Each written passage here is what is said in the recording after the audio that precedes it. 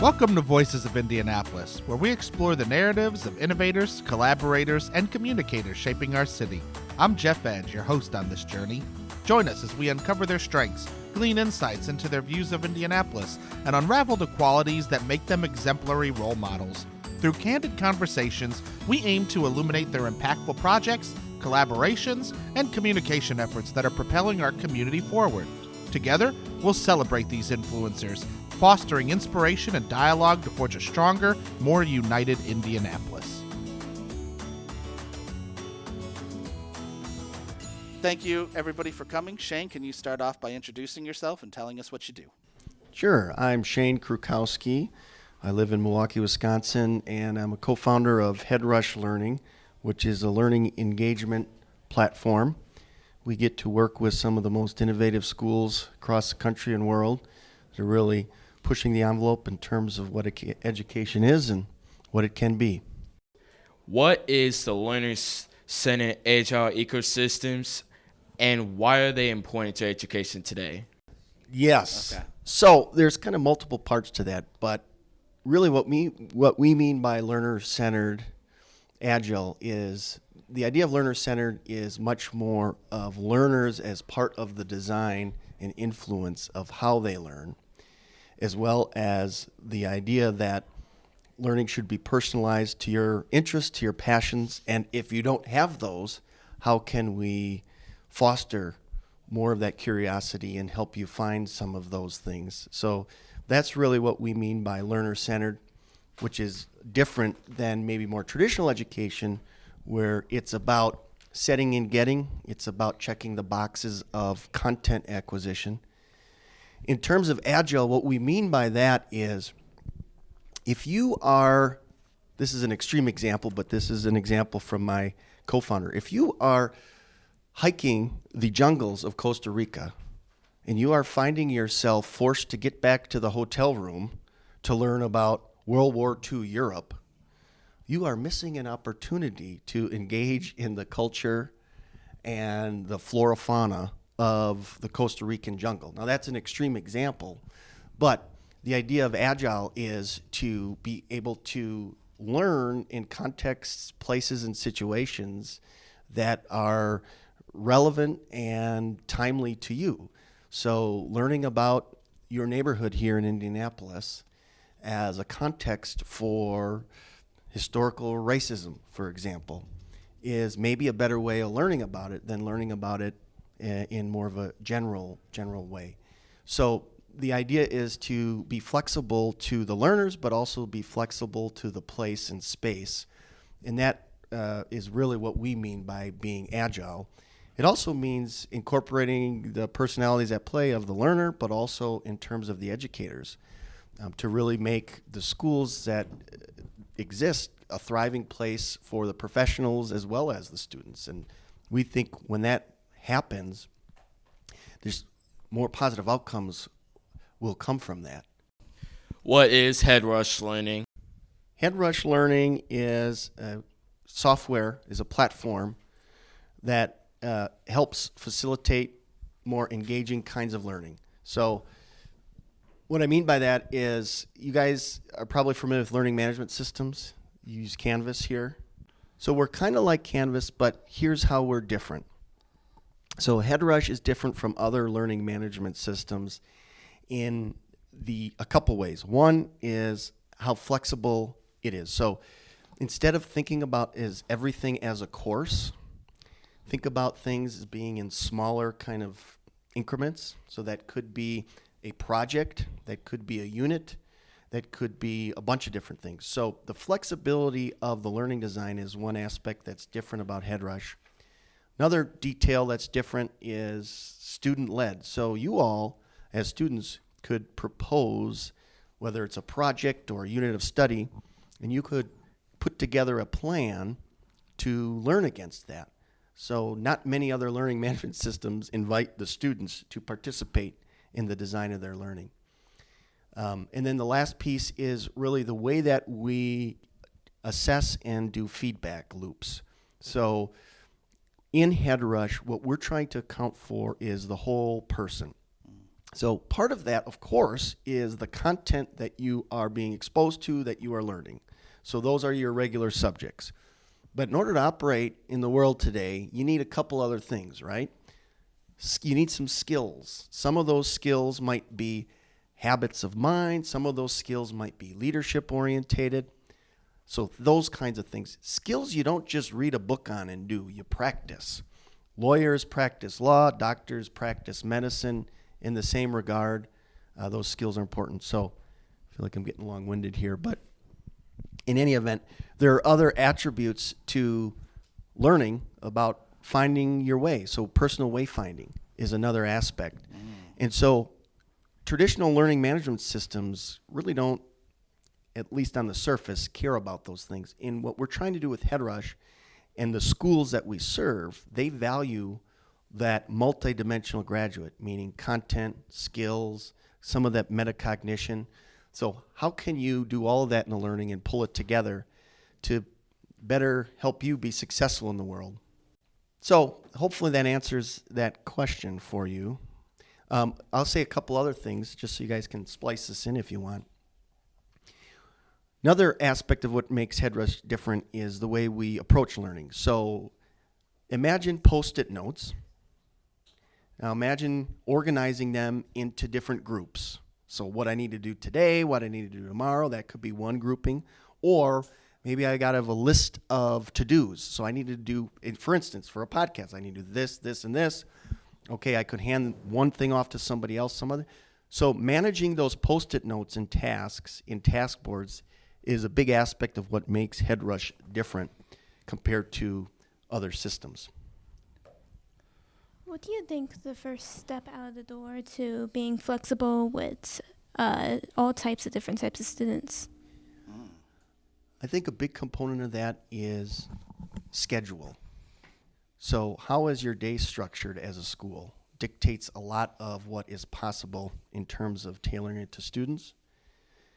I think the other aspect in terms of school design is really the culture that is embraced.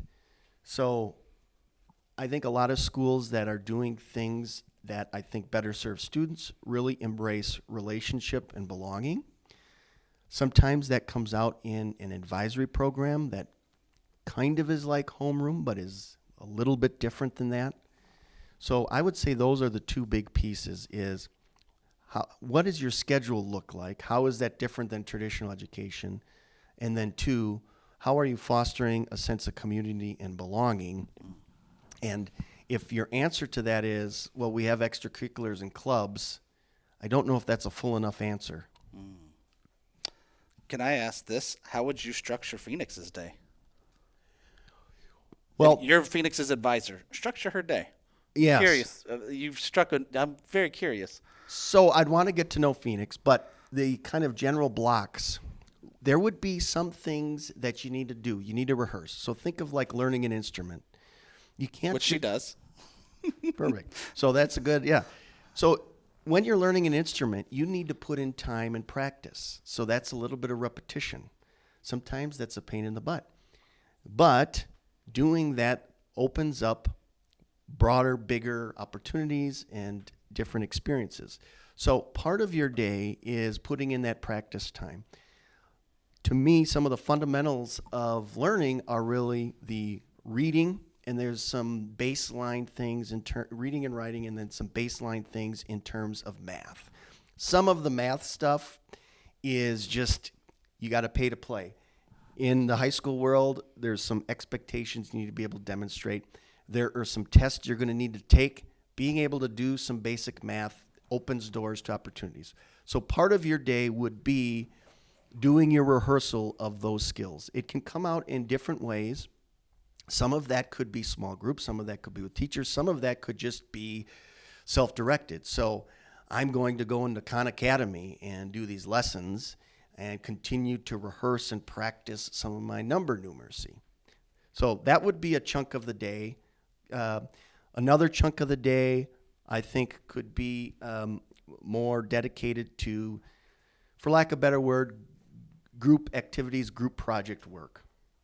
So some of that is just school culture things, being exposed to new ideas, guest speakers. The idea is you're doing it as part of a collective. You're interacting, you're building relationships. So there's a variety of things can happen around that. That doesn't necessarily need to be every day, but I think the idea is there's more of a collective commons time. The other piece is a large chunk of the day would be self-directed. Some of that might have responsibility towards more individual projects or units of study, which could spill over from some of what you're doing in the morning. Others of that could be just personal exploration. So if you're really interested in gaming, but you hate the idea of studying physics, but you still need to graduate, or maybe physics isn't the right example, but biology, and the topic of biology just bores you to death. Well, there's ways where you can get interested in how gaming makes different characters real and how that mimics real biology as a way to enter into some of the facts and processes that you need to learn about biology. So there's different creative ways, either via projects or kind of contracted work, that you can negotiate, which I think puts students more in the driver's seat of not only how they learn, but also in the driver's seat of how this applies to the real world. So there's a couple components there. There's an advisory kind of component. There's some rehearsal for some of the foundational elements that we just always need to be rehearsing.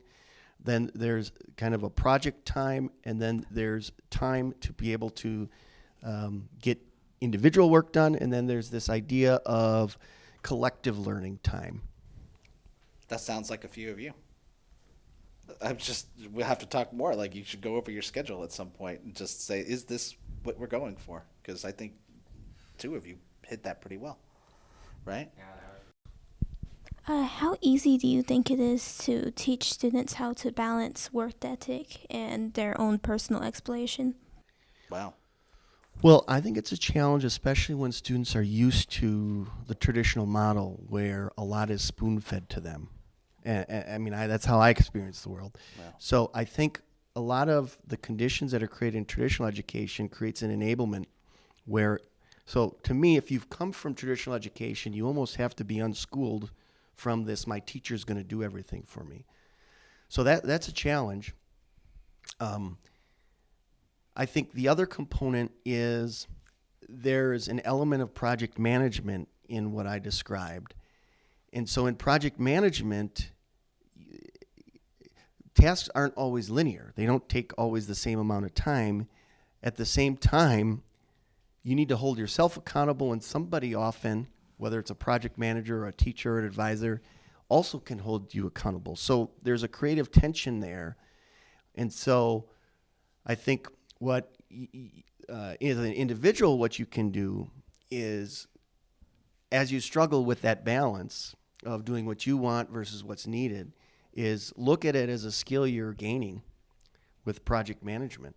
And I would say any career you're going to be in, there's an element of project management. And so, that's more of a personal kind of way, a mindset to look at it. But I would say that's something that you can do to embrace some of those challenges of those differences. I don't know if that makes sense or answers your question, but.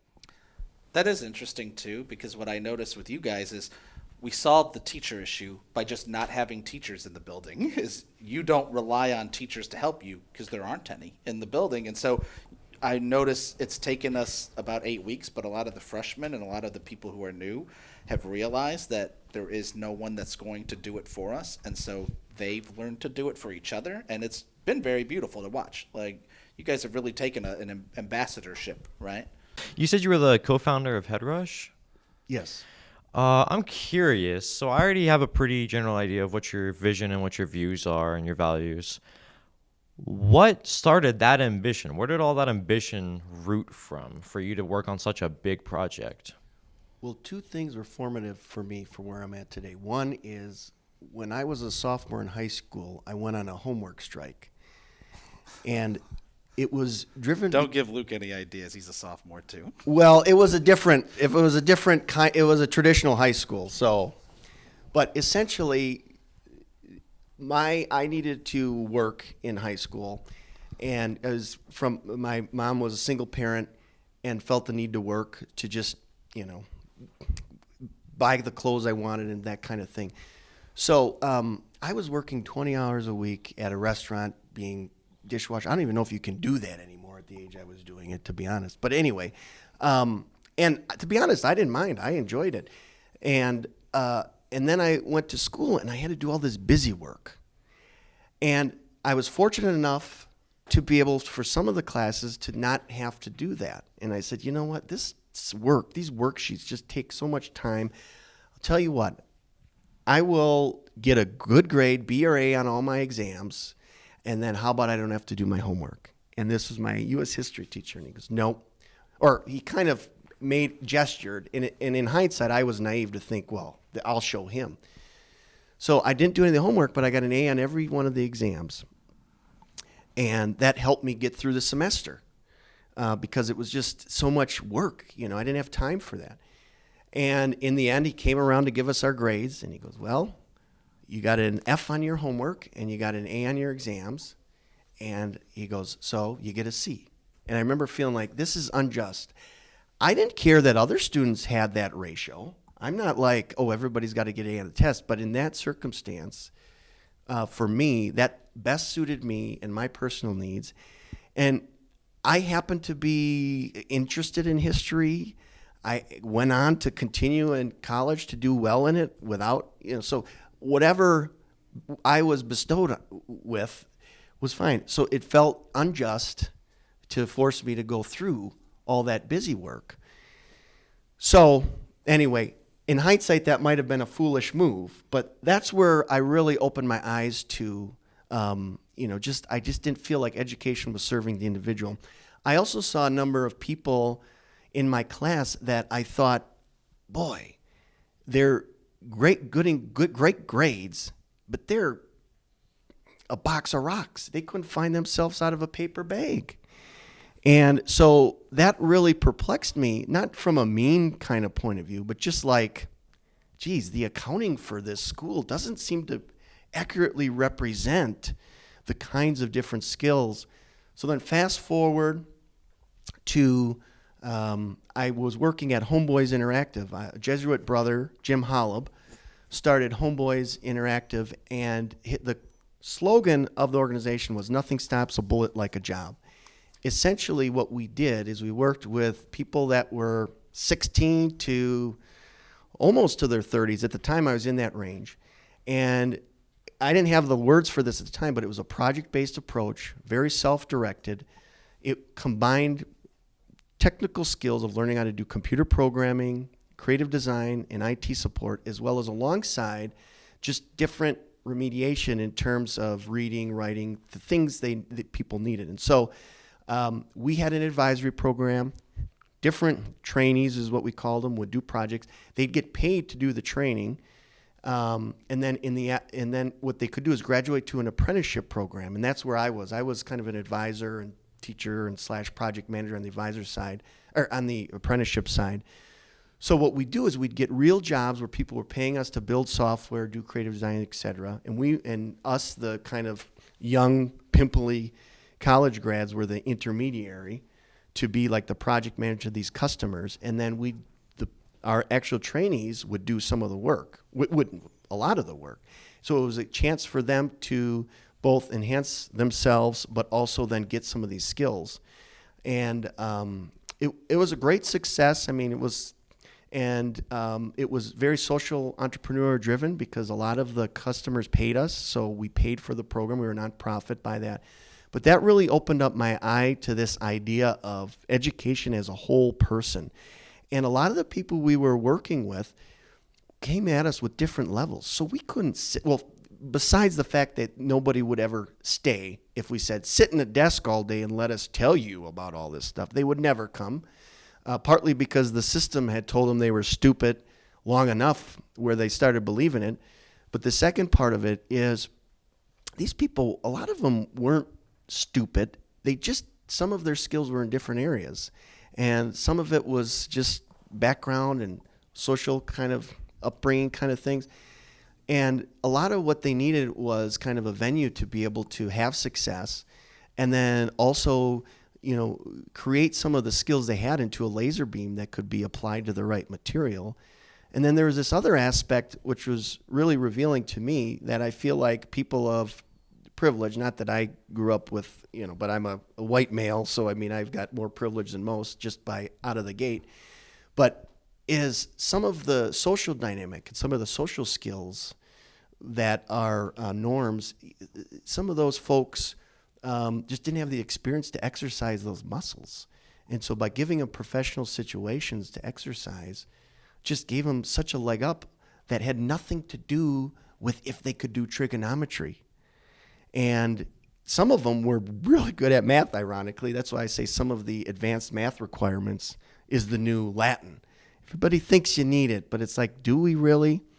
Now, not to discourage you from doing math, but I think the path to advanced math should be based more on interest and need. When you look at the opportunity cost of you doing, say, a pre-calculus versus you doing more engineering work, if that's what your thing is, I think you could make a safe argument that that might better behoove you as an individual, might have better impact on where you go, your own self-discovery, your wayfinding. So anyway, I'm kind of jumping topics here. But Homeboys really opened my eyes to just the whole sense of what education should be, in my opinion, especially at a high school level. The challenge is, that's all great, but how do you manage that? Part of the reason the education system evolved the way it did is because of a scaling issue. We need to get a lot of people through it, and how do you do that efficiently? Well, for better or worse, what we kind of came up with, sorted people, gave people opportunities, and it was a little bit, well, like, if you can make it, that's great. I don't think that's an adequate attitude in today's day and age. Maybe it was never, but whatever. So the challenge is how can you, in a sustainable way, give students those personalized opportunities, give them experiences, still accommodate some of the compliance realities that exist, and also have enough humans to be able to be the student-to-teacher ratio. How can you pull that all off? And a lot of that is the way you approach the model and where you prioritize your resources. But it is also, if you look at a traditional course-based way, the answer to everything is, you need another course for that. You need another course for that. There's only so much time in a day. So if your solution for everything is add another course, I think that's a failed state of the model. Good question. I have another question. You seem to be going pretty deep into the details here, and you seem to know a lot about kind of what you've worked on and some of the stuff you've managed. I'm curious, do you think you're knowledgeable enough to be labeled as an entrepreneur? Well, I've started 2 companies from nothing. So from that category, I think I enter that. But I always feel uncomfortable with the entrepreneur label because having been raised investment and having been through some of these business accelerators, a lot of what's considered an entrepreneur is if you've successfully exited it multiple times, which I know is not the technical definition, but that's kind of what I've got in my head. So I guess I am an entrepreneur, but I kind of sit with it uncomfortably. Also, I feel like part of what drove me to start Project Foundry way back when and to continue on with Headrush was really this Venn diagram of feeling like my passion is in this space. Some of my skills and network lends itself to this. And then this other circle on the Venn diagram of just more and more people are doing this, are getting this, and yet there's still a bridge to be crossed with helping more people do it. And so it just feels like there is more of a societal opportunity, not to sound like any kind of savior in that, but so that's what really is like, well, boy, all these things, 3 things are here. Why wouldn't I be doing this? I'm foolish enough to not make more money by getting lost in a corporation. But that assumes that I could even do that. But but so anyway, I don't know if that answers your question full enough. Yeah, it does. I have one last question before I hand it off to somebody else. What skills do you think really tie into that? Like, what skills do you think really, like, you really needed when you were doing all that? Well, it's kind of two answers that are kind of the same, but you need to be able to sort out the small and yet see the big. So you need to be able to vision cast as well as get into the details. And that's hard because sometimes the detail, if you think about it as connected gears, ideally the littles connect to the middle gears that connect to the big gears. In reality, sometimes there's a missing gear and you need to be okay with that. Or you need to get small and then come back and get big. So the littles and big, that management, Guy Kawasaki, who's a startup guy, always talks about you got to think about managing in your business or on your business. And there's some subtlety there, but that's a skill to acquire. The other piece, which is, again, a different angle to the same kind of answer, is you need to be able to communicate at a little level, like right in front of your face, as well as be able to talk to 30,000 foot and everything in between. A lot of times where people succeed is they're able to talk about a big vision and get people excited and enthused. And then later they fall down because they don't have either the right people to help them execute that vision, or they can't connect some of those things to some smaller details or initiatives. And vice versa. We all know the person, maybe I'm guilty of being that right now, we all know the person who can talk to you about the intimate details of a particular topic.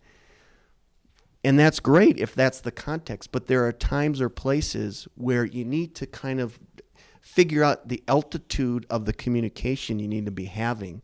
And that doesn't mean that you abandon the details or you should be shameful about the details, or vice versa, being shameful of a visionary. But it's about developing that instrumentation to understand when you need to be at a 30,000 foot view, or really when you need to circle through 30,000 foot, give some space, get deeper. And different personalities, different contexts require different operation of that muscle.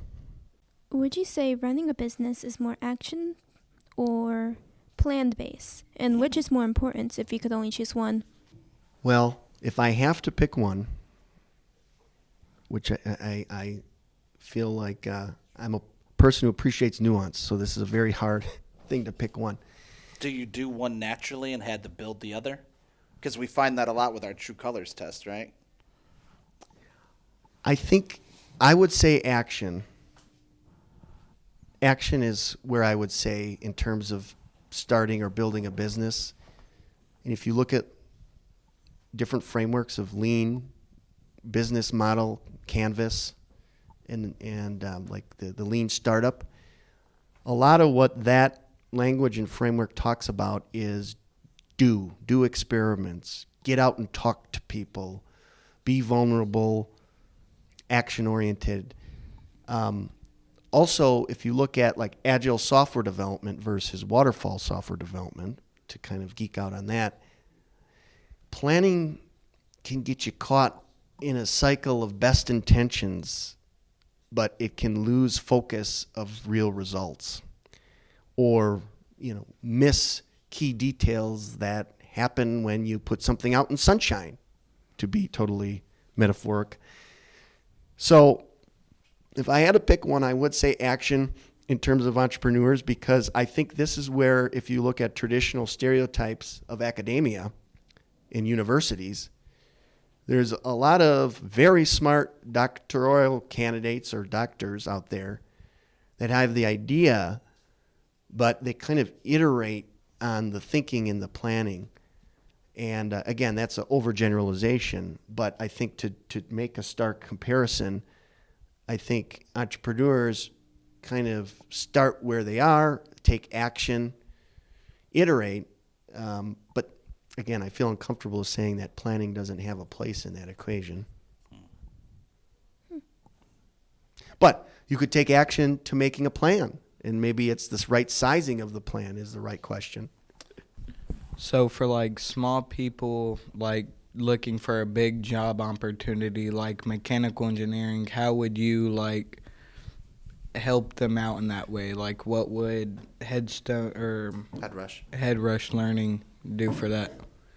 So if you wanted to be a mechanical engineer, what I would say as your advisor is I said, let's look at opportunities where you can exercise that muscle and gain experiences that help you learn about it, both because you're interested in it, but also let's see if you really would like doing this day to day, and then also develop some skills that you can storytell around. So if you think of a job interview, if you think of a college interview, if you think of you on paper, how do you stand out in terms of being a mechanical engineer? So the other piece is, what are some of the skills that you're going to need as a mechanical engineer that you either haven't been exposed to or maybe aren't your strong suit? What can we do to level those up? Doesn't mean that you got to be an expert at it overnight, but cinch by the inch. And sometimes, from my personal experience, I found when there's something that I really don't want to do, if I can lean into it in a way and figure out a way to get energized by it, then back to the metaphor of music, okay, I can practice every day for 20 minutes because you know what? I'm really excited to get in front of that crowd at the concert at the end of the month or the open mic night. So there's a little bit of personalized gaming, I think, that I would be talking to you about is, hey, let's figure out something you can build. Let's figure out some skills you can learn. There's going to be some overlap, but there is going to be some, guess what? You're going to need to trudge through some of these math skills in order to become a mechanical engineer. It's the ticket to admission. Do you want to go to that concert? You got to pay for the ticket. You know, that's different than spend 2 years learning about calculus, mind you. So there's some nuance there. But I would say, what can you build today, whether through the resources here at your school or just what you have junk lying around your basement, or finding an engine that you can get on Facebook Marketplace or wherever that you can get for $50 that you can take apart and put together, that you could do a vlog on, that no one might watch, but for you, you're learning something. You're able to talk about the mechanics of an engine in a way that you couldn't before. And then just pile up those experiences and invest time in that rehearsal. I think you're setting yourself up for either, I love it and I've got all these things to talk about in rich, meaningful ways, or, my gosh, man, I could never do that every day. AK, you got people listening? Is there anything that you want to build today that people listening might be able to get you? Not at the moment, no. A car? An engine? A plane? And by the way, here's how Headrush could help you. What you could do is you'd open up a module in Headrush. You'd say, I want to build this engine, rebuild this engine, whatever it might be, build a go-kart. You could lay out the tasks, figure out it, and manage those tasks as you're doing them, taking pictures, writing journals, reflection, maybe connecting some of the dots of some of the learning standards you need to demonstrate, and then you could get credit for that. So that's the connection to Headrush, which was the other part of your question. Hey, thank you, Shane, for coming in. All right, thank you. Thank you. Let's take a moment to thank our amazing sponsor, Paradigm Games, for this episode, your ultimate destination for tabletop gaming excitement, conveniently located at 2479 North Meridian Street, Indianapolis, Indiana, 46208. But wait, that's not all, folks. Paradigm Games is not just your average game store. They are the proud hosts of the Wednesday Lorcana League Nights, where the action starts at 6:30 p.m. For just $10, you'll get a spot on the sheet and a booster pack to jump into the thrilling world of Lorcana.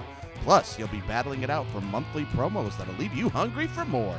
But wait, Paradigm Games has something special for all you Pokemon enthusiasts out there.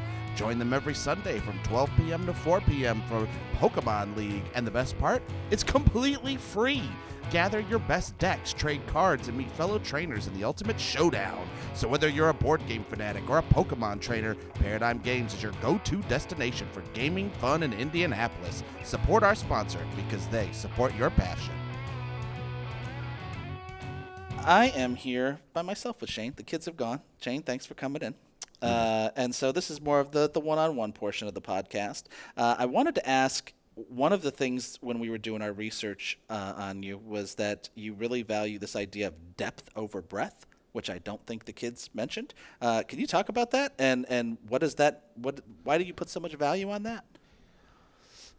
Well, I think of the people that are really good at what they do in any category, but you pick an Albert Einstein or pick somebody like that everyone knows. What got him to be the best at what he did? And if you actually, for him, it's a good example because he's got quotes that say, But do we have an answer to that question for why Einstein was so great at what he did? Well, I don't know if we do, but I mean, I think actually if you Google it, like Einstein has a quote that says, going to an extra class would not have made me more of a better of a physicist. It would have probably pushed me away from it. Or there's something, I'm totally paraphrasing that. But the larger point is, I feel like, and if you look at Larry Rosenstock of High Tech High, he talks about this from his point of view of becoming an attorney, which ironically he didn't end up, doing much, or his legal degree. But going deep, I think if you go deep, you get to some intimate details that then pull you into learning about other things in ways that feel more meaningful and feel more visceral than when you scrape the surface. And I think everything's a continuum and contextual. So there's times where you want to just skip the surface. But, so that's kind of what I mean by deep versus shallow learning, because I think a lot stems from that. And I think a lot of times kids aren't given a chance to go deep on anything. Yes. And then the other aspect of why I say deep versus shallow is just personal wayfinding. I feel like it's hard enough if you kind of know what you're interested in to kind of match that, to Velcro that to something in the world. It's the old Ikigai, kind of the 4 circles. Yeah, okay. Where one's what you're good at, another one's what you can make money at, another one's like what you bring to the world. Like a vocation. Too. Yeah. Vocation, passion, purpose, mission, or something like that, I think. Something like that. Yeah. And I think you don't discover that by just reading brochures. Sure. And even if you could discover it through reading brochures, if you live that for a day, you might realize, you know what? I don't want grime under my nails every day, so I'm not going to become a mechanic. Or insert whatever. I did not like that, no. Yeah. I don't like dirty fingernails. So... yeah, that's kind of what I mean by that. I also think if you look at like what people value in terms of like the application process of a job or college. Yeah. If you go like look at programmers, if I interview a programmer, I don't really care where they went to school. Yeah. Show me what you've done. Your deepest work. Show me how you talk about it. Show me how you've struggled working with others. Like, to me, that's really meaningful. Not necessarily because you're nailing the presentation, because it tells me how you operate. It tells me where your experience level is. It helps me ask questions. It helps me help make sure there's a fit there in terms of like, hey, we're very autonomous in terms of how we work together. Sounds like you've only worked in a place where you've gotten, little assignments. That might be an issue. Is that going to be an issue? So there's some metacognitive pieces I feel like that you learn when you go deep that you really don't scratch on when you do it in a shallow way, especially in a shallow academic way. Meaning, learn about it, regurgitate, move on. I think I was just talking to Don Wettrick, who you need to be friends with on LinkedIn. Okay. I don't think you are. Do you know who he is? No. Oh, you're gonna learn. I'll put you two in touch. He's amazing. He told me Saturday that if you're gonna be a teacher, one way to think about it is teach for 20 years. Don't teach 1 year 20 times. Oh, I love that. And one thing I think about with especially teaching is if you keep doing the same lessons every single year, you kind of just skim the surface of how to teach and knowledge, and you teach the same things every single year and you teach them the same way. But what I like about this model too is you teach very deeply and you start going very deep based projects on all sorts of things. And so if you were hiring me, it's like you wouldn't talk to me about, tell me in your teaching career, tell me all the things that you've taught. You would probably in an interview ask me to tell me about one project I did, and we might talk for 10 to 15 minutes on that, which I think is how I got this job, funny enough. So Yeah. that'd be interesting. Like, how can you talk very deeply about one subject and not just, well, I did this and I worked over here and I worked here and I worked here. Yeah, well, and Yeah. I'm sure somebody out there could argue that if you look at some of like the corporate structure, actually jumping from job to job is actually good. But I would even argue in that you're getting deep experiences and applying it in a different context. So I would rationalize it otherwise. If I was interviewing you about the United States presidents, I would not tell you to name every president. I would say, tell me 3 policies about Rutherford Hayes and how that impacted all of the presidents. Oh, that's an excellent example. Yeah. Which is how I started to learn the presidents as a grown man at 36 years old, is I started learning who they were and what they did and why they did it and what was going on at the time. And I was like, man, I've never learned this as a kid. Oh, because they just kind of teach you to, can you name the presidents in a row? Can you pick them out of a lineup? If I give you a picture, can you tell me who it is? And that's not real learning, I feel like. Right. Yeah. Well, it's a struggle too, because I feel like there's a little bit of a common wisdom / stereotype that being smart means you can beckon off all of the presidents. Yeah.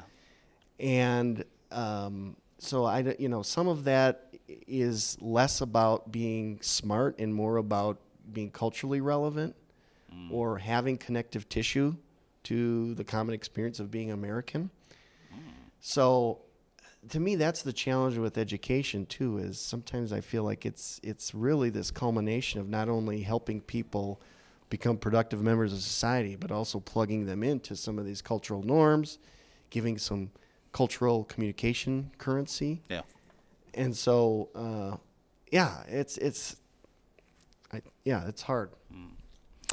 You serve 100 different schools, right? 110 different schools and JAG National, is that right? Yes. And so you support, and Headrush supports 70,000 students. Do I have that correct? Well, JAG supports is a network of students. They support 70,000 students. Not all those students are on Headrush yet. Okay. But we serve that network. What is it about all these organizations that cause them to partner with you? Why would they partner specifically with your organization, do you think? Well, I think if you talk to the schools we work with, who they would say we get them. And I think that's both in terms of what we're trying to enable through Headrush, Yeah. but also the way that we're trying to help some of the workflow and the reporting. If there's other learning management systems that if you'd buy them, the implementation process would feel almost like the person has never stood foot in an innovative school. Sure. So not to say it's only us is the difference there, but it's, I think, the combination of where we're targeted, who we're trying to serve, and then how our software serves that is just different. And so I think a lot of the schools we serve would say the same thing. And like with JAG National, they did a competitive analysis of all kinds of platforms. And what they decided was they didn't really need something to manage a bunch of courses or something to allow students to click through and watch videos. Yeah, I get which that. is a common thing. And there's a place maybe for that, so not trying to be absolutist.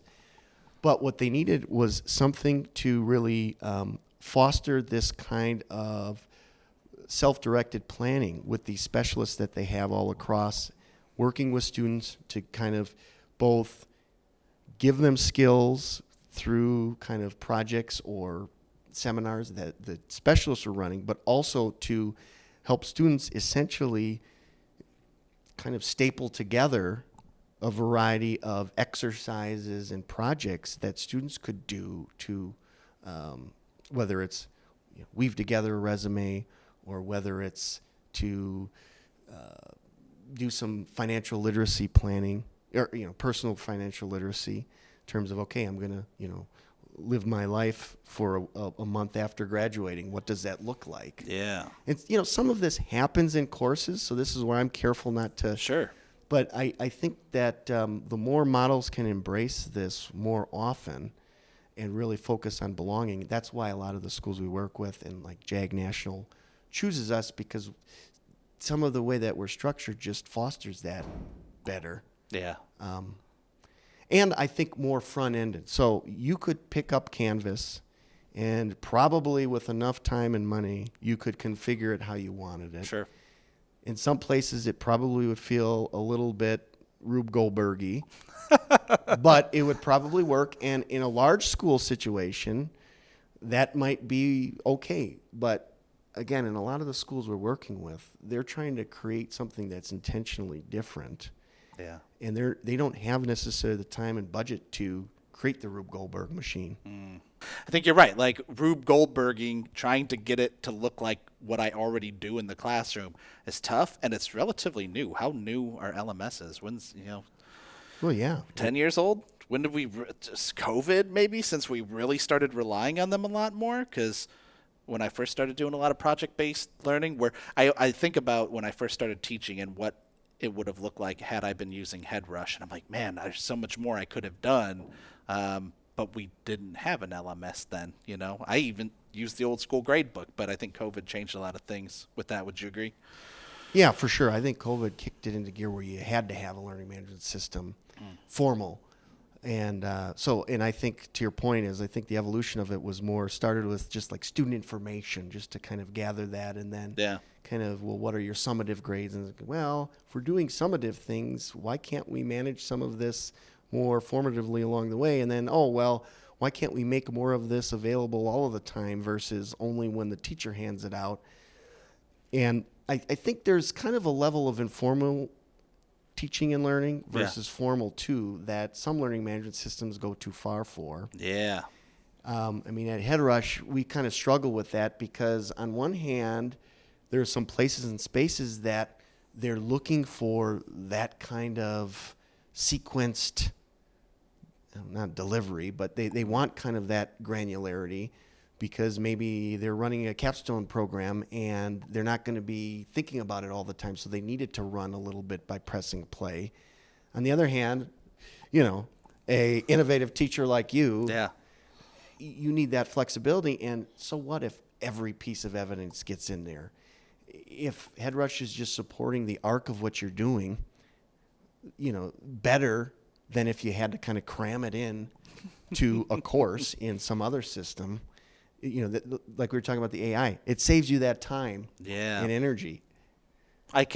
Who is that? Jody Picault, who said, I can't edit a blank page. And what's great about AI is it does my rough draft, and then I take it and I make my final draft. And sometimes I have to completely scrap that rough draft. But other times I was like, man, you saved me a lot of time. Right. Yeah, right. I know you said that you enjoy action-oriented more, but I guess I haven't thought about this, but maybe you have doing Headrush. How does Headrush need to change in the 10 years? 10 years from now, do you have any idea, like how's the market going to change? What will the demand be, do you think? What concessions will you have to make?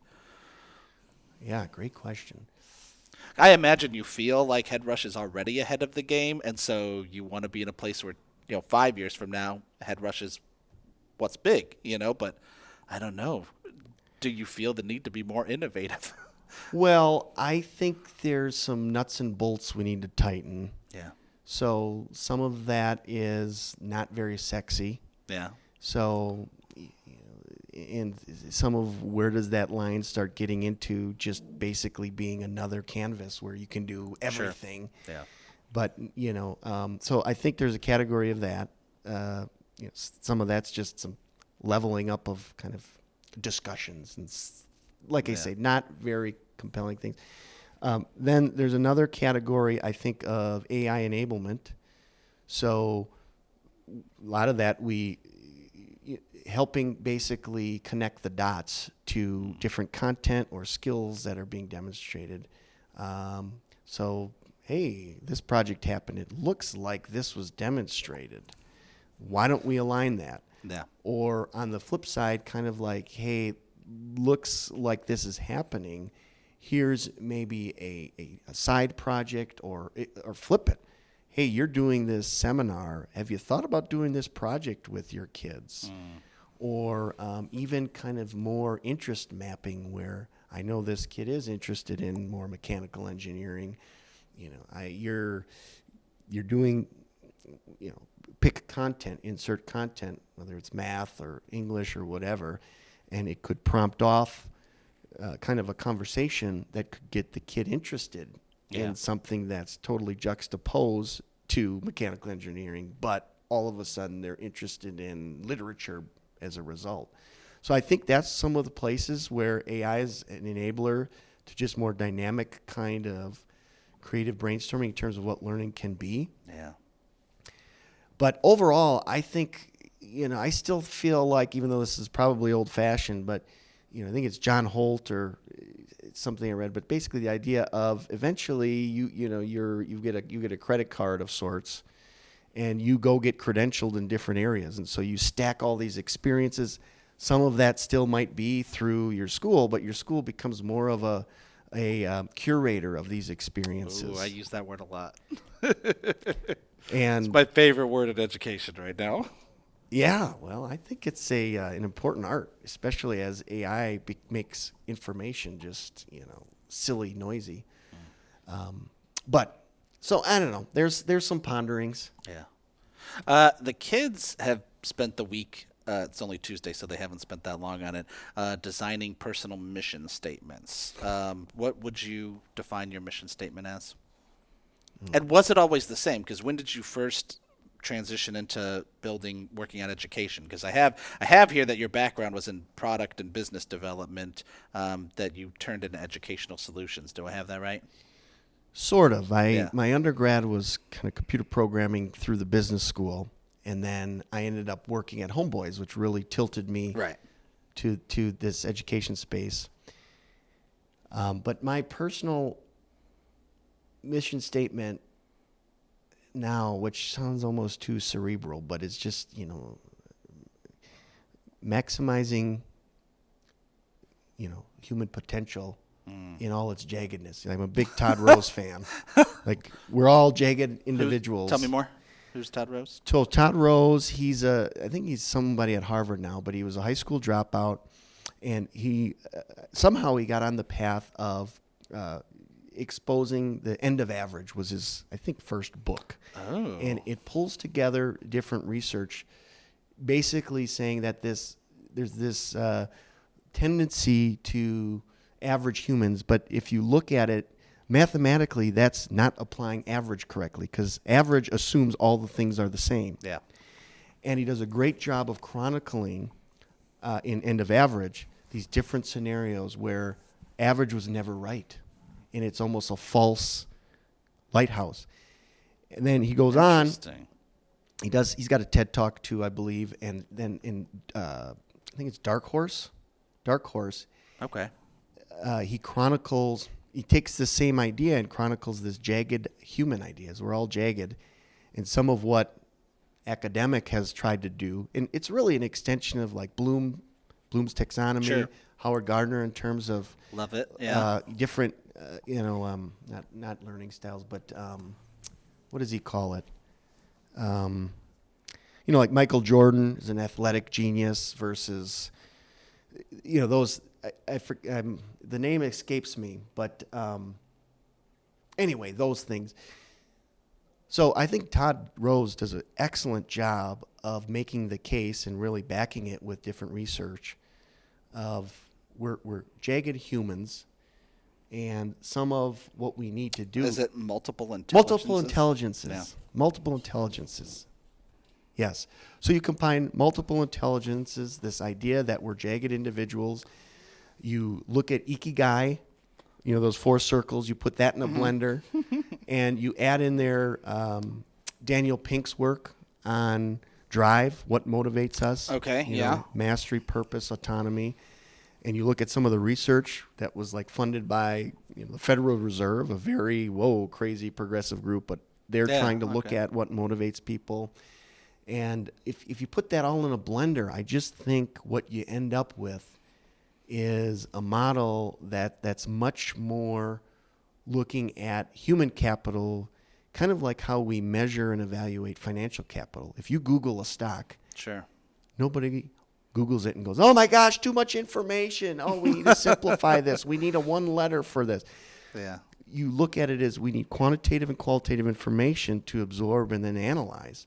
And I think, there's analogs out there in terms of LinkedIn and some of that people bump up against. But I think that's where some of the future is to get richer in cultivating some of that instead of just looking at that as put that together your junior year of college and go apply to a bunch of things, which is oversimplifying the reality. But it sure feels like that wayfinding in those experiences should be more core to the educational experience than more random accidental.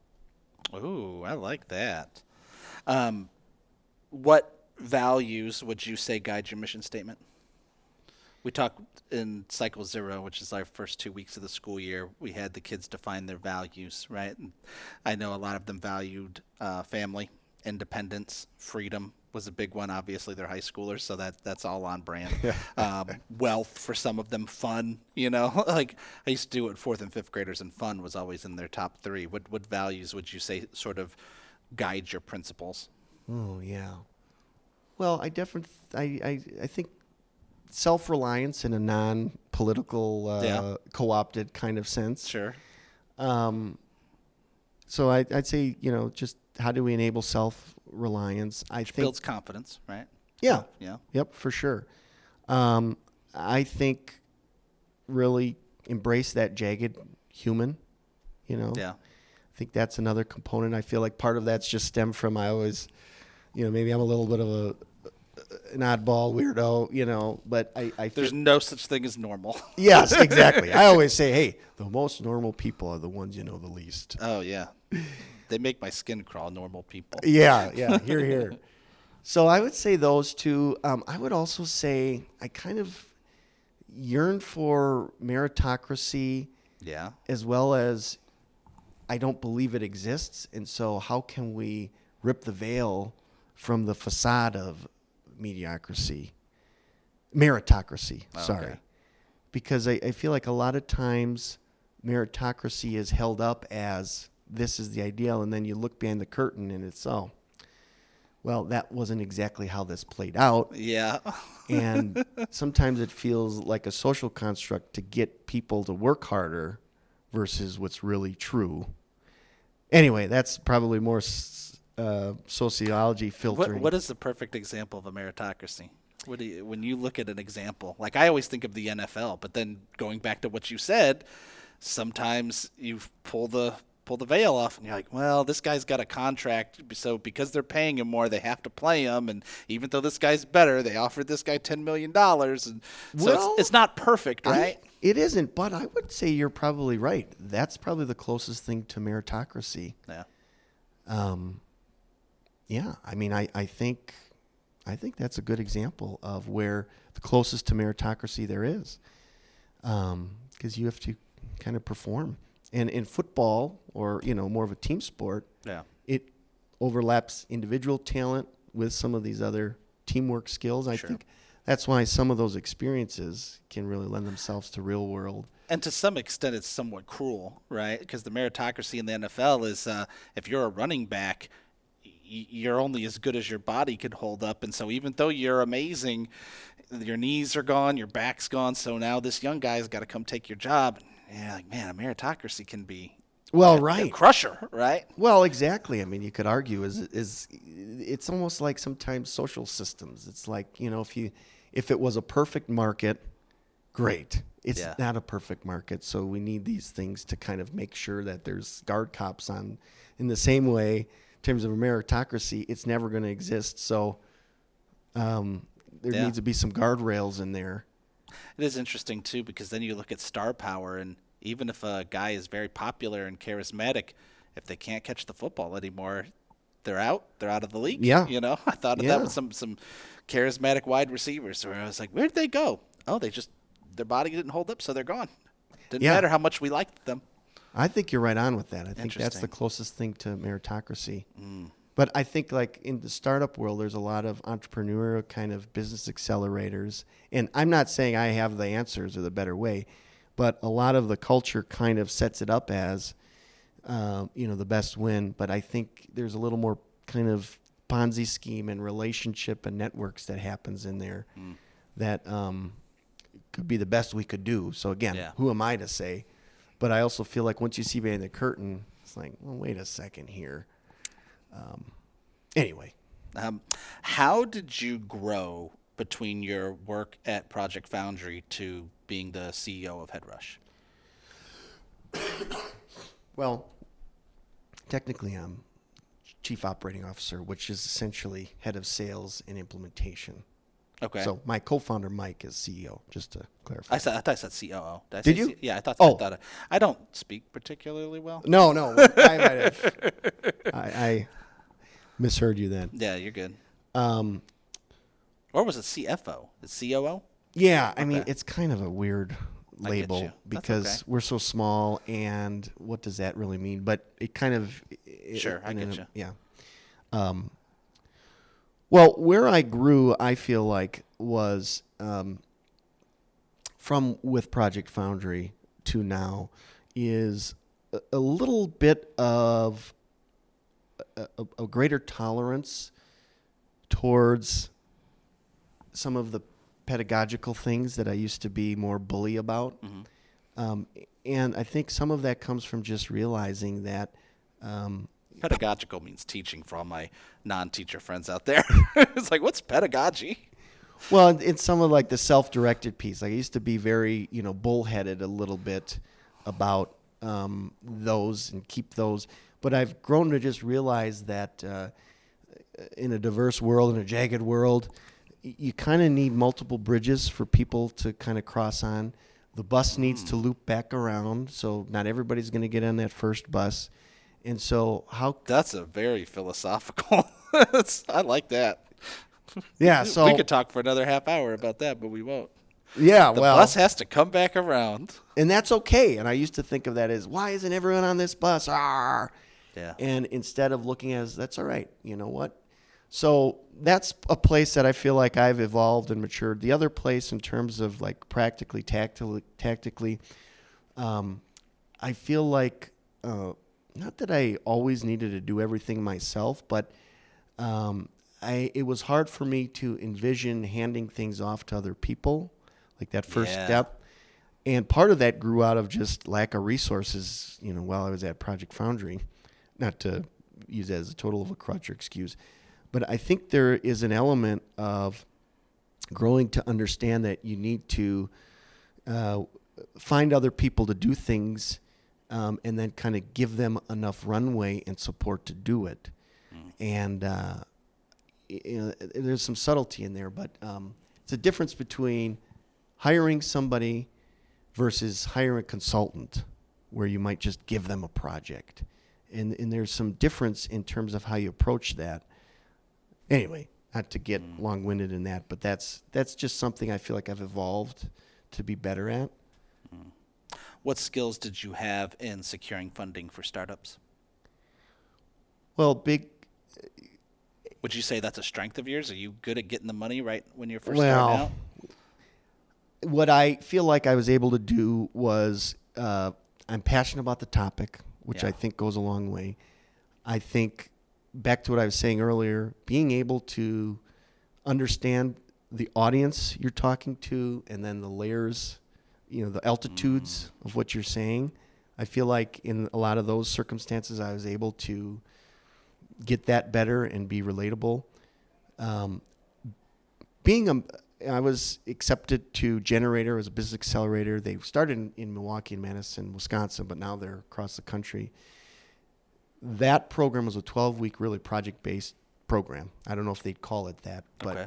it was less of sit and let me tell you this and more of let's do it and we're going to be your guide on your side. And part of that was these investor kind of speed dating. And so they were able to curate the right kind of people, and you would basically talk to them for 20 minutes. And so that gave you a lot of game time to understand, well, what are you trying to say? What do you need to say? Diversity of opinions. You know, there's not just one kind of way to pitch. And then that also gave me the kind of rep time to be able to forge a message. And you want to forge it in a way where you feel good about yourself doing it. Because, it's, you know, again, sometimes some of the underbelly, I think, of some of the startup world is people say things, you know, like some of the stuff that's sold in Silicon Valley. Sure. It's like, oh my gosh, these people almost either are too visionary or they're blatantly lying to people. We've seen that, yeah. So, yeah, that's just some fodder on that topic. What did your upbringing in Milwaukee contribute to your professional and personal life choices? You're a Midwesterner. I'm a Midwesterner. That factored into it, right? Yes. So, you know, being Upper Great Lakes, I feel like we work to the bone. Yeah. So, good work ethic. Yeah, that's a good one. Man, you got me. Resilience from the cold, right? The lakefront. Yes. Being able to sacrifice, I feel like make the best out of things. You know, when you're in the cold, I think you could sit around complaining about the dreary weather or, you know, make the best of it. Having soup weather. Yeah, right. That's right. I think that's lent itself. I think growing up in a suburb and now I, live in a city, I feel like has just really made me appreciate some of the differences of location. Some of that's bound by, historic, redlining and warehousing of Sure. poverty, which is more of a societal issue. I think that, we're trying to get better at, but I feel like living where I live now and having the context of being ignorant by bliss has helped me appreciate some of seeing both sides of that equation, and not kind of villainize one side or the other. Just seeing it as, this is just the American experiment. This is just the iteration we're at, for better and worse. I know the kids think about this a lot because when we talk about high school, I don't try to push the students into any one particular pathway: college, military, trade schools. And so one of the things, the way I label it is I say I prepare students for the next big leap in their life, whatever that is. Can you reflect on some of the big leap when you were finishing up high school? Where was your mind at? What did you think was next? Did you go in that direction? Like, what steps did you start putting in there for yourself? Well, one of my complaints about high school is that a lot of traditional high schools, the focus is just on it's a false end goal of college. So I was going to college no matter what.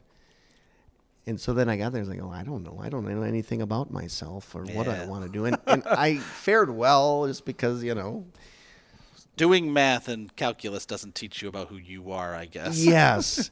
So, but I feel like what was really formative to me is I ended up through just a little bit of social butterflying running for student government, president, vice president with my friend Tommy Jones. And we ended up winning. So he was president, I was vice president because we were on a ticket together. And then... Were you a very civically minded person? Ish. Yeah. I mean, the thing I feel like for me is I feel a little bit like Forrest Gump in that I never really intended on doing these things. They just kind of bumbled You just happened to through meet them. the president. Yeah. Again. Yeah. So, and I don't say that from like a humble brag kind of view. I feel like just. So, but what we did is we were asked to basically do a needs study on what students need, and then we were also, I don't know if this was related or how it was, but basically, of the comprehensive universities, UW-Whitewater was kind of, retention was dropping. So 60% of students over 6 years were basically washing through. And so if you drilled into some of the data, you can blame alcohol in that to a certain extent, but really it was this point of purpose. It's like, I'm here. That's Yeah. I got here. That's all I needed to do, is my argument. You could argue otherwise, but so it was, well, how do we, in a lot of people that were going to Whitewater, first generation college students like myself, so there were a lot of little things like, what's the difference between a college and university? People didn't know this. So how can we better onboard people coming their freshman year? And basically we did this research, created this committee, and then ended up doing this presentation, actually self-taxed ourselves through our student fees, which I'll never get elected, but I basically advocated, partly because I knew our fees were going up. So I knew we had a little bit of leverage where we could say, do these things to help students.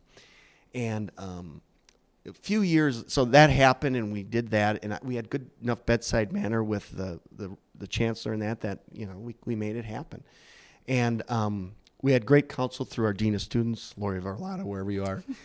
So not taking all the credit, but that really was a different chapter in this longer arc of how does education serve the whole person more versus just get them through a bunch of classes. Sure.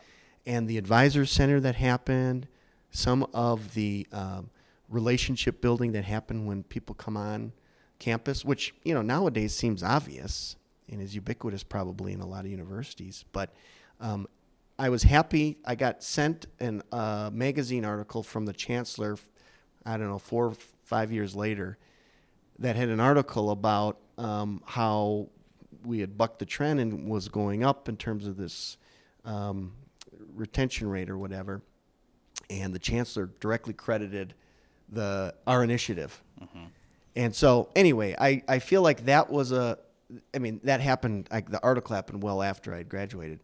But just, as I was going through that moment, it was just another kind of like ring of the bell of, boy, there's a better way we can do this. And so, I'm stupid enough to believe that I can maybe have impact on that. Yeah. As we close out our podcast, what advice would you give our students who are sophomores getting ready to make that next transition? What would you advise? It's time to be an advisor. Time to be an advisor. Well, I'm a little broken record, but what can you build? What can you break? What can you create? What can you sing? What can you perform? Let's try to do those things, because I think that really unlocks finding oneself. I think that unlocks some of that deep learning we talked about. And I think that connects you to others. I feel like, think about when you've got a friend group from whatever. Yeah. I often feel like I bring the least to the table. You got somebody that's a good cook who really loves to cook. You got somebody that likes to play the guitar or pull it out or whatever, insert things. So I feel like, finding that thing to build, break, etc., just helps in so many paths. And some of it can lead to not professional sports, but sports or clubs or whatever. So it doesn't always need to amount to becoming an inventor. So that would be my advice. Thank you. Thanks for coming on. Yeah, you're welcome. This was great. I'm very indulgent.